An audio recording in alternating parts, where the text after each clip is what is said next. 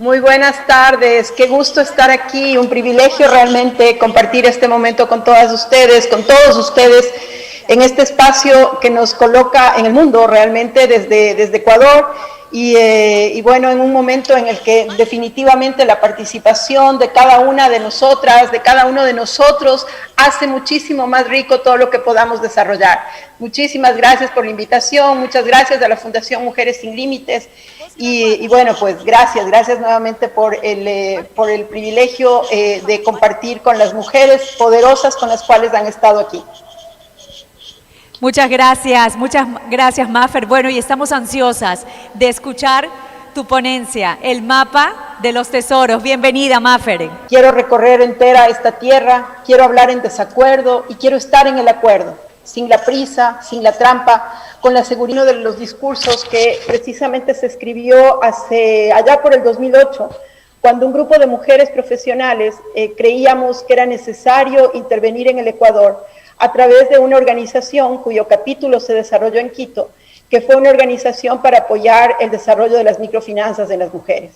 Uno de los espacios que me permitió entender qué significaba definitivamente aportar al empoderamiento económico de la mujer y entender además que la participación nuestra va más allá de lo que efectivamente podríamos pensar en términos de estadística. Es importantísimo entender que aproximadamente la participación de la mujer y la posibilidad que tenemos no solamente es un tema de apoyo económico, es también un proceso de igualdad, es un indicador de crecimiento económico a nivel mundial. Tenemos que entender, por ejemplo, que hoy por hoy aproximadamente, de acuerdo a las cifras del Foro Económico Mundial, 28 trillones de dólares están en la economía mundial cuando participa la mujer. Y este es un número que efectivamente nos compromete y nos da o nos inyecta de toda la capacidad que tenemos para seguir adelante. Quisiera poner una muy breve presentación únicamente para desarrollar varios de los temas que creo que es importante que en esta cumbre se conozcan. Yo soy María Fernanda Garcés, abogada ya de hace más de 2 décadas. Convencida de que efectivamente lo que hacemos y lo que queremos nos da la capacidad para desarrollarnos. Y agradecida, muy agradecida por estar aquí, agradecida precisamente por cada una de ustedes, por cada uno de ustedes en cualquier rincón del mundo donde nos están escuchando. Creo que es importante que estos espacios se repliquen, creo que es importante que cada una de nosotras tenga una voz y que esa voz viaje por el mundo, definitivamente no tiene comparación. Cuando hablamos precisamente de un mapa del tesoro, que es como titulé mi intervención el día de hoy, vemos básicamente los pasos que de alguna forma se han tenido que dar para lo que tiene que ver con el empoderamiento económico de la mujer. El hablar, efectivamente las mujeres somos corazón, somos aquellas que ponemos no solamente la capacidad, sino también la sensibilidad. Finalmente, donde está tu tesoro, está tu corazón. ¿Dónde estamos ahora? Fundamentalmente, el empleo de las mujeres se equipara al de los hombres, las economías serían más resilientes y el crecimiento económico sería mayor. Bruto un 35% en promedio, del cual entre 7 y 8 puntos porcentuales corresponden a aumentos de productividad gracias a la diversidad del tamaño de dicho órgano, eleva entre 8 y 13 puntos básicos el rendimiento de los activos. Los 189 países miembros del Fondo Monetario Internacional, que define un denominador común, y es un imperativo mundial para todos aquellos que se preocupan por la equidad y la diversidad. Esta género, revista del Fondo Monetario Internacional, que fue publicada en marzo del 2019. ¿Qué ocurre en el país? De acuerdo a los números de Naciones Unidas y conforme lo establece el Foro de Empoderamiento Económico de la Mujer, la desigualdad en el ejercicio pleno de los derechos repercute en el acceso a la propiedad, a la tierra y al crédito. Además, por el doble y triple jornada que significa el trabajo de cuidado, las mujeres tienen menos tiempo para aprovechar las oportunidades económicas.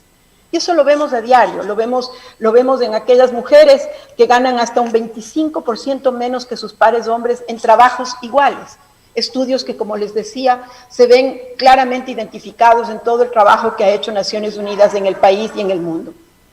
Las mujeres trabajan entre 16 y 23 horas promedio más que los hombres cada semana. De ahí la importancia de activar precisamente estas redes de apoyo. Madres, vecinas, suegras, amigas, que empiecen a determinar efectivamente lo que necesitamos como mujeres para salir adelante. Las mujeres no tienen tiempo para invertir en educación. El trabajo remunerado, el emprendimiento, la recreación como resultado de esto en el ámbito rural significan aproximadamente que el 15.2% de las mujeres están en analfabetismo. Y muchas, no solamente que son pobres de tiempo, sino además no cuentan con los recursos propios para salir adelante. Este fenómeno también se manifestó cuando se identificaba el alto nivel de mujeres migrantes que definitivamente fueron en busca de trabajo en otras regiones y en otros países, bajo condiciones terribles respecto de lo que significaba su capacidad y su bienestar. El 42% por lo general representan la principal fuente de recursos de sus familias.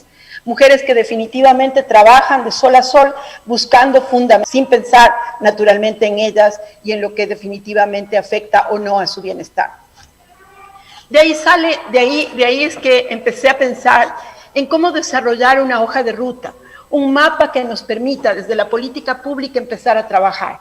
Un mapa que no solamente nos trace los pasos a seguir, sino que nos permita ir midiendo y determinando cómo vamos avanzando. Y para eso basta con determinar que cuando hablamos de un mapa, efectivamente empezamos a pensar en aquellos pasos a seguir. Obviamente empezamos por pensar en cómo y dónde están los actores, es decir, mapeamos aquellos actores de manera que son influyentes en un proceso de género en el día a día, en las empresas, en la participación público-privada, en la participación de los gobiernos, en la participación en eventos electivos. Es importantísimo además identificar las alternativas de la participación de la mujer. Planificamos además una agenda. No es posible pensar en la política pública con un enfoque de género si no tenemos claramente determinados los pasos a seguir. Necesitamos priorizar acciones y necesitamos fundamentalmente reconocer que efectivamente este mapa es el que nos va a llevar adelante para compartir con lo que somos y con lo que creemos. ¿Qué es lo que entonces hacemos desde el punto de vista del mapeo de actores? Básicamente, identificar que todos estos actores están en varias áreas. Son actores que están en los organismos internacionales, en el gobierno central, en los gobiernos locales, en la academia, las organizaciones sociales, el sector privado, la ciudadanía y todo el sector empresarial que también participa en lo que significa el compromiso del enfoque de género en la actividad pública y privada de la mujer. Hay diversas alternativas que es importantísimo analizar. Cómo interviene la mujer en lo que tiene relación con el trabajo independiente, el mismo emprendimiento, las relaciones de dependencia que desarrollamos. Cómo o de qué manera el enfoque de género efectivamente se incorpora en cada una de estas alternativas y cómo nosotras como mujeres estamos debidamente empoderadas para asumir el reto que de las acciones que son o que le corresponden a los gobiernos llevar adelante. No solamente aquellas acciones que determinan una ruta a seguir, sino también aquellas acciones que nosotras como mujeres debemos cumplir. Acciones prioritarias relacionadas, por ejemplo, con la incorporación de los principios para el empoderamiento de las mujeres que son reconocidas a través de Naciones Unidas, determinan fundamentalmente la necesidad de promover la igualdad de género desde la dirección del más alto de los niveles, a nivel empresarial, a nivel público y a nivel privado. Elementos que los vemos hoy por hoy en algunas de las empresas ya en el país, en Ecuador. Hay avances interesantes en lo que tiene relación con la incorporación de los principios para el empoderamiento de las mujeres.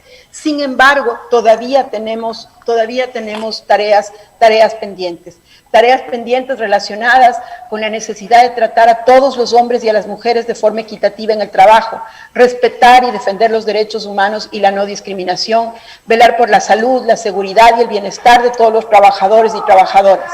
De hecho, la pandemia ha revelado definitivamente cuál es la situación de la mujer en su trabajo. Varias de las mujeres a nivel mundial, se habla de alrededor de 44 millones de despidos en el mundo, correspondieron en 31 millones de mujeres a mujeres que salieron de su trabajo. Acciones que definitivamente revelan la dificultad que hemos tenido como como mujeres para ubicarnos en estos procesos en los cuales el mundo ha enfrentado. Promover la educación, la formación y el desarrollo profesional de las mujeres es uno de los elementos fundamentales. No podemos pensar de ninguna manera que vamos a lograr colocarnos mejor en una posición económica si no estamos lo suficientemente preparadas. Necesitamos que el desarrollo profesional de todas nosotras sea posible, y sea posible de manera real, de manera evidente, de manera objetiva, dentro de lo que implica todas las actividades en las que nos desarrollamos. Les cuento que precisamente con esta organización con la que trabajábamos en microfinanzas, allá por el 2008 en adelante, logramos incorporar a varias de las mujeres en temas relacionados precisamente con la posibilidad de que soliciten crédito. Era el momento en el que, a través de una organización que era una red que organizaba a su vez a todas las instituciones de microfinanzas, logramos también incorporar no solo una estadística, no solamente saber cuántas mujeres estaban accediendo a crédito, sino también identificar la necesidad de que no basta con saber cuántas, es necesario que decidan respecto del destino de las operaciones crediticias. Y adicionalmente, que se entienda que el momento que una mujer empieza a crecer en su actividad económica, también tiene o debe tener acceso a nuevas operaciones de crédito.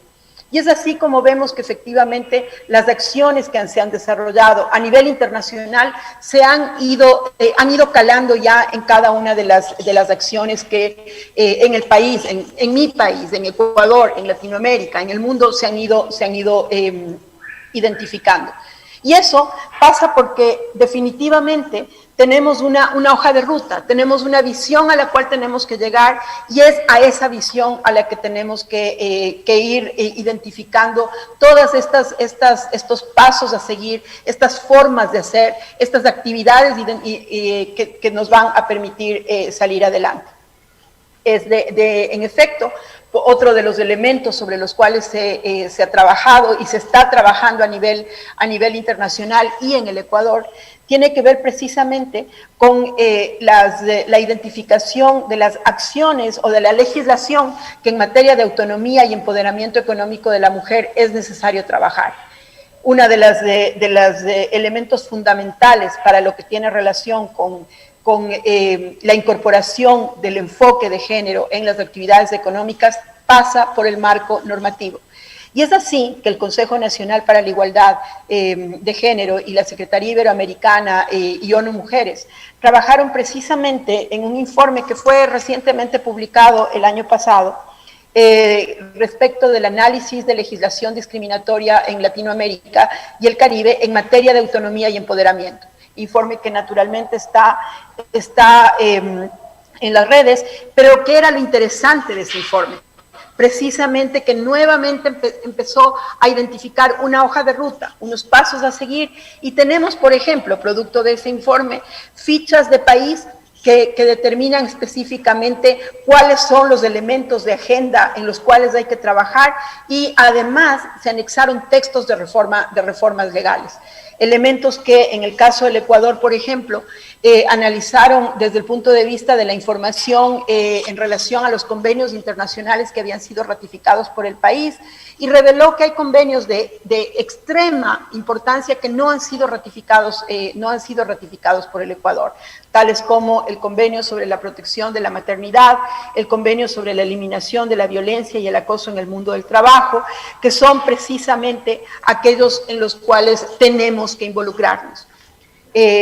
Temas relacionados, por ejemplo, con la igualdad de género, de género y no discriminación, que son los temas en los cuales es preciso trabajar y que se mapearon como parte de este informe, que permitió hacer el análisis de la legislación relacionada con empoderamiento económico y autonomía de la mujer, pero además desarrollar una hoja de ruta, un mapa que nos permita ir manejando cada uno de los pasos en forma ordenada, en forma planificada, pero sobre todo priorizando esas acciones. Otro de los temas que se identificó fue el relacionado con la libertad de elección de empleo, la capacidad de la protección de maternidad como uno de los elementos fundamentales y toda la legislación que alrededor de ello contamos en el Ecuador, la igualdad salarial, que es uno de los elementos que también se había determinado como uno de los retos sobre los cuales tenemos que trabajar en el país, la licencia de paternidad que permita incorporar también al padre como responsable de la crianza de los hijos. Es importante lo que tiene que ver con todas estas redes de apoyo, pero además de involucrar al padre como responsable también de todos estos procesos.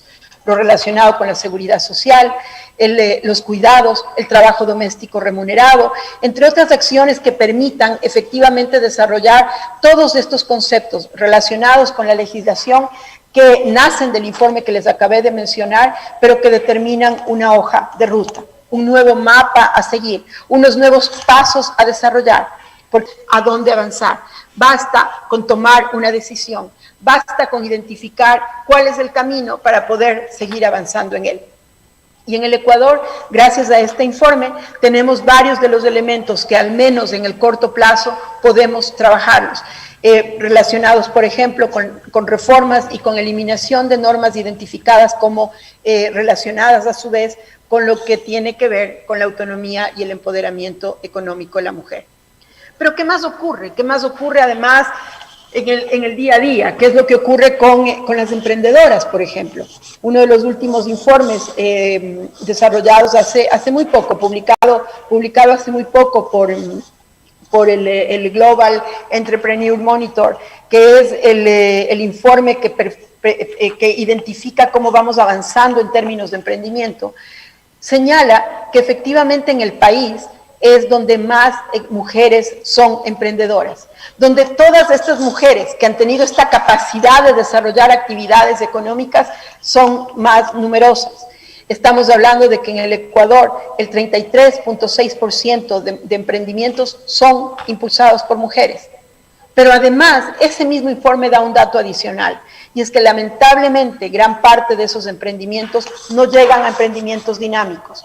¿Qué significa esto? Que son emprendimientos que obviamente responden a una necesidad, nacen de una necesidad, pero que es importante identificarlos para que del emprendimiento de necesidad por el cual nacieron vayan al emprendimiento por oportunidad. Un emprendimiento que efectivamente nos permita insertarnos en el mercado y mejorar las condiciones de vida de las mujeres. Y bueno, definitivamente creo que el proceso que estamos llevando a cabo como mujeres, la capacidad que tenemos de identificar nuestras capacidades y además de entender que efectivamente conocemos el camino, que tenemos un mapa a seguir, que tenemos acciones identificadas, que tenemos acciones debidamente planificadas y tenemos además una priorización de esas acciones. Simplemente, como les decía al inicio, lo que hace es comprometernos a cada una de nosotras a seguir trabajando por las mujeres emprendedoras, a seguir trabajando por nosotras como generadoras de bienestar, como generadoras de actividad económica, porque definitivamente esto no solamente es un tema de buscar la igualdad y la equidad, es además un indicador de crecimiento económico mundial. Es importantísimo determinar que en la medida en la que las empresas, en que los gobiernos entiendan que el enfoque de género es importante, estamos hablando también de un incremento a su nivel de responsabilidad, a su nivel de reputación, a su rentabilidad y además entender que efectivamente estamos aportando a los objetivos de desarrollo del milenio que tienen que ver con la equidad de género, con el trabajo decente, con la reducción de igualdad. Y bueno, pues para terminar, simplemente recordarles que, como se decía, como lo dijo en el año 2006, en la inauguración del Summit de Microfinanzas, el entonces administrador del Programa de la ONU para el Desarrollo, Kemal Dervish, finalizó su intervención diciendo que las generaciones futuras sabrán si respondimos la pregunta clave. La historia será nuestro juez, pero lo que se escriba dependerá de nosotras. No podemos decir que nuestra generación no sabía cómo hacerlo. No podemos decir que nuestra generación no tenía los medios para hacerlo. Y no podemos decir que nuestra generación no tenía una razón para hacerlo. Depende de nosotras. Muchísimas gracias, porque el camino sigue y el camino continúa para todas y para todos. Muchísimas